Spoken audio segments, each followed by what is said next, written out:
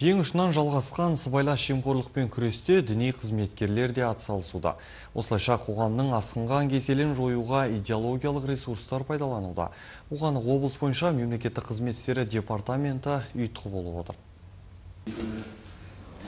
Сыр имамдары жастармен кездесуде жемқорлықтың жазасы екі дүниеде де бар екендігін түсіндірді. Яғни жақсы мен жаманды, арам мен адалды өскелең ұрпақтың бойына жастайынан сіңіру мақсатында. Жалпы имамдар жұма намазы кезінде де жамағатқа сыбайлас жемқорлыққа қатысты уағыздар айтып, қоғамның дертін жоюға үлестерін қосуда.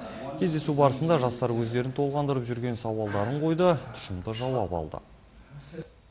Кез келген дінде де болса, жалпы христиан діні болсын, мұсылман дінде болсын, жалпы бұны жемқорлықты бәрін кері әсер екенін және олардың жаңағы қоғамға жатқылық екенін айтылған. Сондықтан да олардың да біз әлеуетін пайдалануымыз керек. Сондықтан да бүгінгі шараның негізгі мақсаты олармен осы жастарды жинап, дін өкілдері өз жағын жаңағы дінге қатысты мәселелермен жалпы жемқорлыққа мүлдем өзгеше көзқарасты қалыптастыру бағытында жасалып отыр. Пайғамбарымыз да хадисінде айтады, мынау пара беруші де, пара алушы да және ортада делдал болып жүрушіге де Алланың лағнеті болсын дегенде, сонда үлкен қатты айтқан хадистер де бар.